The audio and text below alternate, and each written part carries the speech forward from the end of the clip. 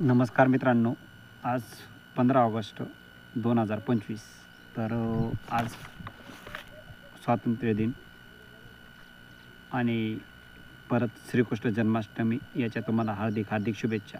तर आज लाल किल्ल्यावरून जे पंतप्रधान नरेंद्र मोदी यांनी भाषण केलं त्याबद्दल त्यांनी एक घोषणा जाहीर केली की जे तरुण आहेत त्यांच्यासाठी एक योजना आणलेली आहे, प्रधानमंत्री विकसित रोजगार योजना. तर त्याची पात्रता, निकष, अटी काय आहे ही योजना याच्याबद्दल आपण ह्या व्हिडिओमध्ये सविस्तर चर्चा करणार आहोत. व्हिडिओ कुठेही स्किप करू नका आणि चॅनलवर नवीन असाल तर चॅनल सबस्क्राईब करा.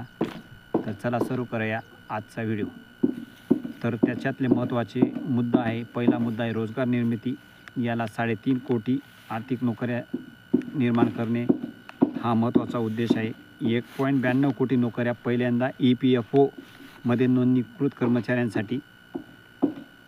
तर दुसरा उत्पादन क्षेत्रावर भर देण्यासाठी, मेक इन इंडियाला चालना देण्यासाठी, ज्यामुळे औद्योगिक वाढ आणि निर्यातीला गती मिळेल. तिसरा मुद्दा आहे आर्थिक समावेशन. कर्मचाऱ्यांना आर्थिक साक्षरता प्रशिक्षणाद्वारे दीर्घकालीन बचतीला प्रोत्साहन मिळेल. चौथा मुद्दा आहे युवा सक्षमीकरण. तरुणांना औपचारिक आणि रोजगारात सामील करून घेण्यासाठी त्यांना आर्थिक स्थैर्य प्रदान करण्यासाठी ही योजना चालू झालेली आहे. योजनेची प्रमुख वैशिष्ट्ये आहेत मित्रांनो. ही योजना 2 विभागात विभागलेली आहे, एक कर्मचारी प्रोत्साहन आणि एक नियोक्ता प्रोत्साहन. त्याच्यात उद्देश काय आहे, पहिल्यांदा औपचारिक क्षेत्रात नोकरी करणाऱ्या कर्मचाऱ्यांना आर्थिक प्रोत्साहन दिलं जाईल, देऊन त्यांना नोकरीत टिकून ठेवणे आणि आर्थिक साक्षरता वाढवणे. त्याच्या पात्रता काय आहे मित्रांनो, कर्मचाऱ्यांसाठी EPFOमध्ये नोंदणी पहिल्यांदा नोंदणीकृत असावा. दुसरा आहे मासिक पगार 1 लाखापेक्षा कमी असावा.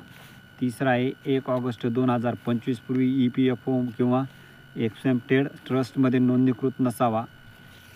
किती प्रोत्साहन आहे मित्रांनो, तर एकूण 15,000 रुपये आहे. EPFO एका महिन्याच्या समतुल्य 2 हप्त्यात आहे. पहिला हप्ता 6 महिने सतत नोकरी केल्यानंतर आहे. दुसरा हप्ता 12 महिन्याच्या नोकरीनंतर आणि आर्थिक साक्षरता प्रशिक्षण पूर्ण केल्यानंतर आहे. पेमेंट पद्धत आहे आधार लिंक्ड. आपल्या बँक खात्याचा नंबर आहे ना, त्याच्यावर पेमेंट येणार आहे थेट DBTद्वारे. लाभार्थी अंदाजित आहेत 1.92 कोटी आणि पहिल्यांदाच कर्मचारी पाहिजे. आणि दुसरा मुद्दा असा आहे मित्रांनो, तर नियोक्त्यांसाठी जे आहे ना, तर त्याचा उद्देश आहे EPFOमध्ये नोंदणीकृत आस्थापनांना आर्थिक प्रोत्साहन देण्याचा आहे. तर त्याच्या पात्रता आहे आस्थापनांना EPFO नोंदणीकृत असावी. कर्मचारी संख्येनुसार अतिरिक्त कर्मचारी नियुक्त करावे. म्हणजे 50पेक्षा जास्त कर्मचारी असल्यास किमान 2 नवीन कर्मचारी, आणि 50पेक्षा अधिक कर्मचारी असणार तर जास्तीत जास्त 5 कर्मचारी, नवीन 5 कर्मचारी पाहिजे. प्रोत्साहन नवीन कर्मचाऱ्यांच्या प्रमाणानुसार त्यांना प्रोत्साहन दिलं जाईल. नियोक्त्यांना जर 10,000 पगार असेल तर त्यांना 1,000 रुपये महिना, आणि 10,001 ते 20,000 पर्यंतचा पगार असेल त्यांना 2,000 रुपये महिना असेल. 20,001 ते 30,000 1 लाखाच्या आत म्हणजे 99,999 पर्यंत असेल तर 3,000 रुपये महिना. पेमेंट पद्धत आहे त्यांची नियोक्त्यांसाठी पॅन लिंक्ड आधार म्हणजे खात्यात थेट पेमेंट. त्याच्यात लाभार्थी 1.56 कोटी अंदाजित. योजनेचा एकूण खर्च आहे मित्रांनो 99.446 कोटी आहे. त्याच्यात कर्मचाऱ्यांसाठी 52,911 कोटी प्रोत्साहनासाठी देण्यात आलेले आहेत. 46,500 कोटी नियोक्ता प्रोत्साहनासाठी देण्यात आलेले आहेत. योजनेची अंमलबजावणी 1 ऑगस्ट 2025 पासून ते 31 जुलै 2027 पर्यंत या कालावधीपर्यंत अर्ज प्रक्रिया करता येईल. कर्मचाऱ्यांसाठी अर्ज प्रक्रिया कशी आहे मित्रांनो, EPFO नोंदणीकृत नियोक्त्याकडे किंवा 1 लाख रुपये पगाराची नोकरी मिळवायची आहे. त्याला EPFOमध्ये पहिल्यांदा नोकरी जर कर्मचारी म्हणून नोंदणी करायची.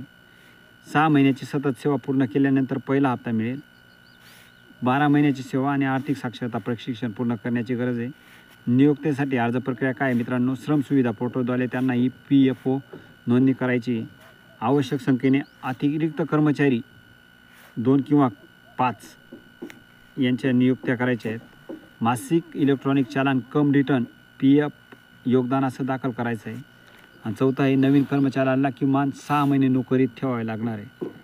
तर कागदपत्र काय आहे मित्रांनो, कर्मचाऱ्यांसाठी कागदपत्र आहे आधार कार्ड, बँक खाते आणि EPFO नोंदणी. आणि नियोक्त्यांसाठी EPFO नोंदणी, पॅन कार्ड आणि कर्मचारी नियुक्तीचा पुरावा. पात्रता काय आहे मित्रांनो कर्मचाऱ्यांसाठी, पहिल्यांदा EPFOमध्ये नोंदणी, मासिक पगार 1 लाखापेक्षा कमी, किमान 6 महिने, पहिला हप्ता 12 महिने, दुसरा हप्ता नोकरीत राहणे आवश्यक. नियुक्त्यांसाठी EPFO नोंदणीकृत किमान 2 ते 5 कर्मचारी नियुक्त करावे लागतील. नवीन कर्मचाऱ्यांना 6 महिन्यात नोकरी ठेवावी लागेल.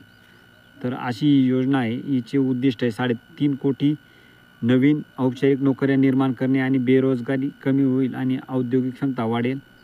तर तुम्हाला व्हिडिओ कसा वाटला हा कमेंटमध्ये नक्की सांगा आणि अशाच नवनवीन व्हिडिओसाठी आपल्या चॅनलला सबस्क्राईब करा. धन्यवाद.